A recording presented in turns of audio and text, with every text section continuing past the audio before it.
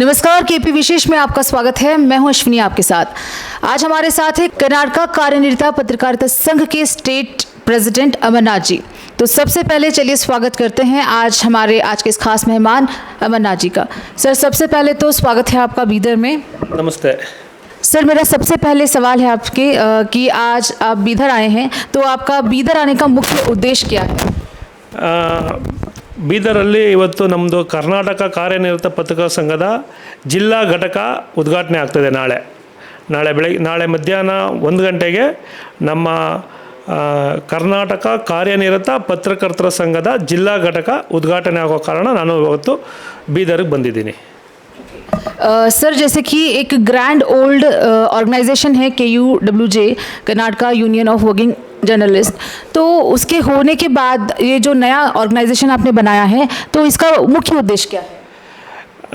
ಇಲ್ಲಿ ತನಕ ನೀವು ಸುಮಾರು ಸಂಘಟನೆಗಳಲ್ಲಿ ನೋಡಿರ್ಬೋದು, ಪತ್ರಕರ್ತರಿಗೆ ಯಾವುದೇ ರೀತಿಯ ಸವಲತ್ತುಗಳು ಸಿಗೋದು ತುಂಬ ಕಮ್ಮಿ ಆಗಿದೆ ಇವತ್ತು.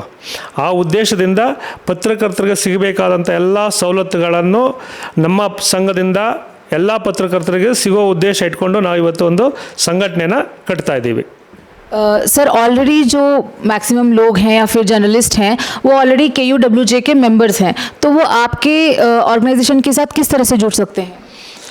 ಈಗ ಪತ್ರಕರ್ತರು ಅಂದಮೇಲೆ ಸಂಘಟನೆಗಳು ಇದ್ದೇ ಇರುತ್ತೆ. ನಮ್ಮ ಸಂಘಟನೆ ಆ ಸಂಘಟನೆಯಲ್ಲಿ ಏನೇನಿದೆ ಅನ್ನೋದು ಎಲ್ರಿಗೂ ಗೊತ್ತು. ಇಲ್ಲಿ ತನಕ ಆ ಸಂಘಟನೆಗಳಲ್ಲಿ ಏನೇನಾಗಿದೆ ಅನ್ನೋದು ಎಲ್ರಿಗೂ ಗೊತ್ತು. ನಮ್ಮ ಸಂಘಟನೆ ಮುಂದೆ ನಾವು ಏನೇನು ಮಾಡ್ತೀವಿ ಅಂತ ನೋಡಿಕೊಂಡು ನಮ್ಮ ಸಂಘಟನೆಗೆ ಪತ್ರಕರ್ತರು ಕೈ ಜೋಡಿಸ್ತಾರೆ. सर, ये जो ऑलरेडी एक ऑर्गेनाइजेशन है, ये जो नया ऑर्गेनाइजेशन आपने बनाया है, तो क्या ये उसके साथ कोई कोलैबोरेशन है या ये टोटली उससे टोटली अलग है? ಬೇರೆ ಅದೇ ಬೇರೆ ಇದೇ ಬೇರೆ. ಆ ಸಂಘದ ಹೆಸರು Karnataka union of working journalist, ನಮ್ಮ ಸಂಘದ ಹೆಸರು ಕರ್ನಾಟಕ ಕಾರ್ಯನಿರತ ಪತ್ರಕರ್ತರ ಸಂಘ ಅಂತ.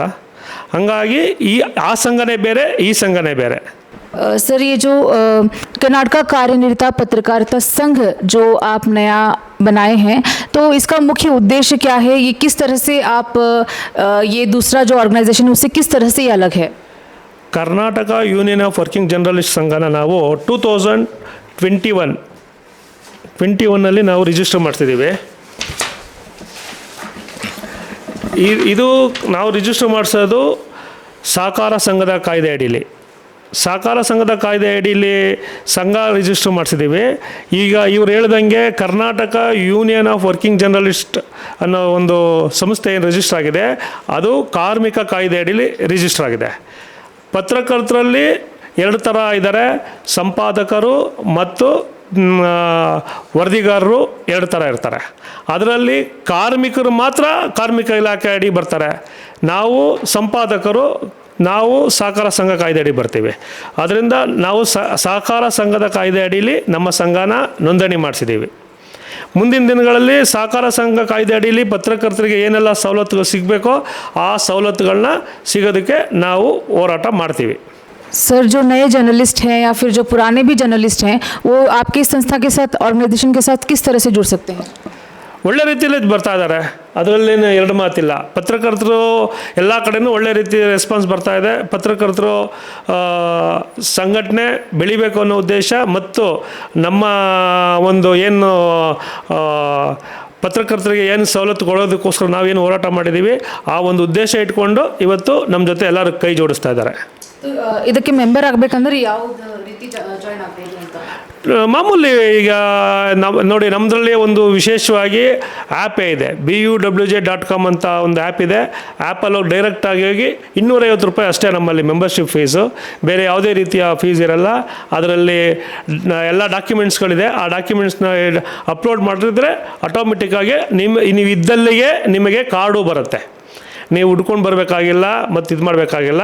ಆನ್ಲೈನ್ ವೆಬ್ಸೈಟ್ ಇದೆ, ನಮ್ಮ ವೆಬ್ಸೈಟ್ಗೆ ಹೋಗಿ BUWJ ವೆಬ್ಸೈಟ್ಗೆ ಹೋಗಿ ಮಾಡಿದ್ರೆ ₹250 ಅಷ್ಟೇ. ಅದು ಕೇವಲ ಇದಕ್ಕೆ ID ಕಾರ್ಡ್ಗೋಸ್ಕರ ಅಷ್ಟೇ ತೊಗೊಳ್ತಾ ಇರೋದು.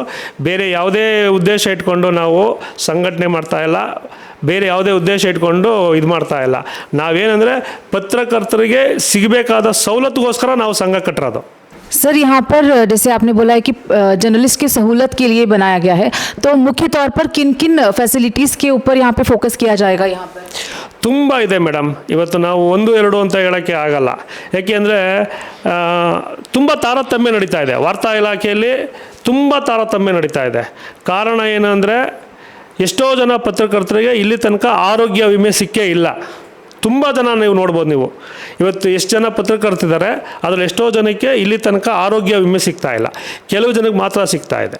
ಆಮೇಲೆ ಅಕ್ರಿಡೇಷನ್ ಕಾರ್ಡ್, ಇದು ಅಷ್ಟೇ ಎಷ್ಟೋ ಜನಕ್ಕೆ ಸಿಕ್ಕೇ ಇಲ್ಲ. ಸುಮ್ಮನೆ ಹೇಳ್ತಾರೆ ಅಷ್ಟೇ, ನಾವು ಮೀಡಿಯಾದವರು ಅಂತ ಹೇಳ್ತಾರೆ.